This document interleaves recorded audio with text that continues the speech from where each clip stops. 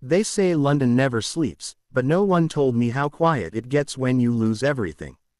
Before I tell you how my life fell apart and how I found hope again, hit that subscribe button, because this story might change the way you see love, loss, and life itself.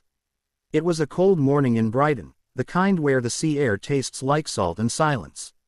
I stood at the pier, watching the waves crash against the rocks, clutching a letter I had written but never sent. It had been a year since Emma left, a year since my life lost its color. She was 26, the brightest part of every room, the kind of person who smiled like she had sunlight trapped behind her teeth. And I was the one who dimmed it. When we met, I was 28, working as a junior architect in London. I had dreams of designing skyscrapers, but life had other plans. Emma was a photographer from Manchester who'd moved to London chasing light, not fame, not money, just light. That's what she said the first night we met at a small gallery near Camden. I don't take pictures, she told me, I chase light. That line stayed with me, though back then, I didn't understand what she meant. We moved in together after 6 months.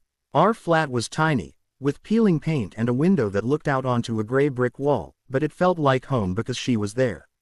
She filled the space with her plants, her laughter, and her wild dreams. She wanted to travel, to capture faces of strangers, to tell stories through photos. I wanted stability, predictability, the complete opposite of her chaos. But I loved her. God, I loved her more than I ever admitted. Our fights started small. Toothpaste caps, unwashed mugs, her coming home late after shoots. But over time, they grew heavier. I accused her of being irresponsible. She accused me of not understanding her. The love that once felt like sunlight turned into storms. We broke up one night after I said something cruel, something I can never take back. Maybe if you stopped chasing light, you'd stop losing people. The silence that followed hurt more than shouting ever could. She packed a small bag, looked at me one last time, and said, "You'll miss me when it's dark."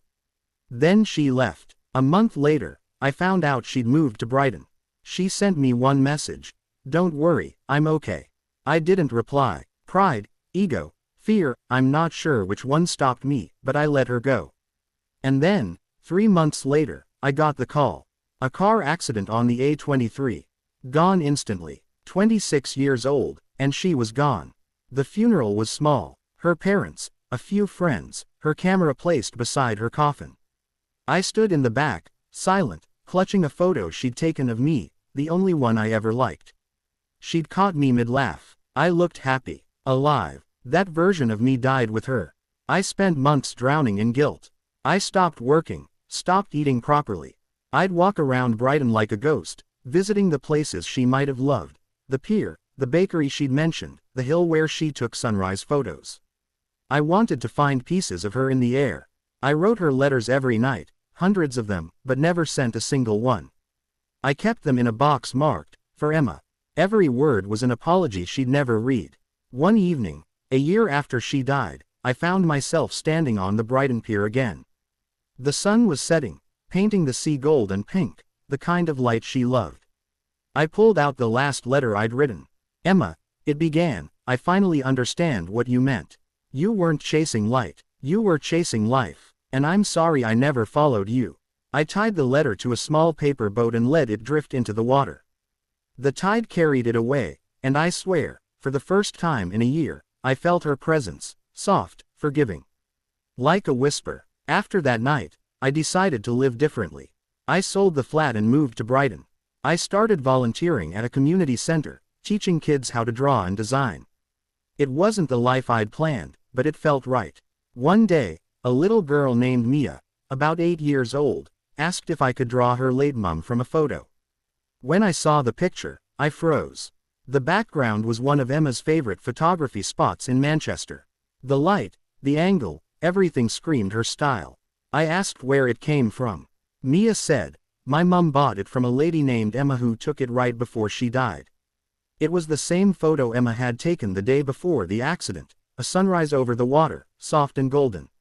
I took that as a sign. Emma's light was still out there, touching lives, even after she was gone. Months passed, and I began hosting local art nights at the pier, combining drawings and Emma's old photographs. I called the exhibit, Chasing Light. People came from all over, artists, dreamers, wanderers.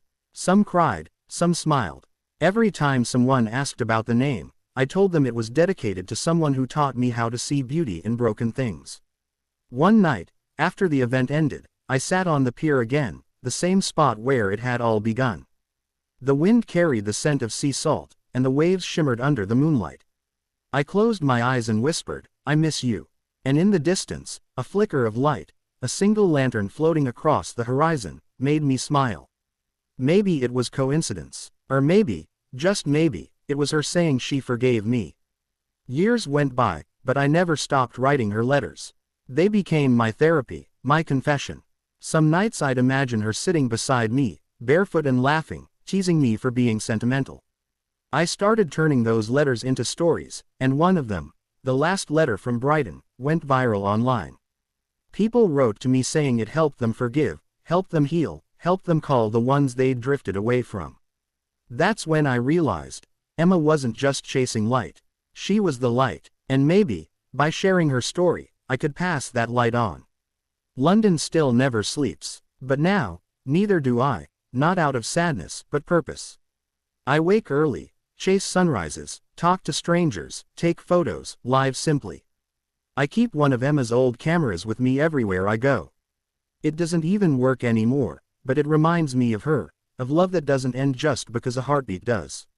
Every photo I take now, every word I write, feels like a continuation of the story we never finished. Some people say grief fades. It doesn't. It just changes shape. It becomes quieter, softer, more like gratitude than pain. I still miss her every day, but instead of breaking me, her memory builds me.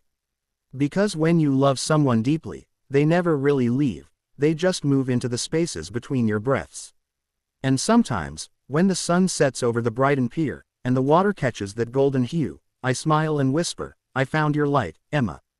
And I'm still chasing it. If this story touched your heart, don't scroll away. Share it with someone who still writes letters they'll never send, with someone who's learning to live again after loss. Because maybe they need this reminder too, that love never dies, it just changes form.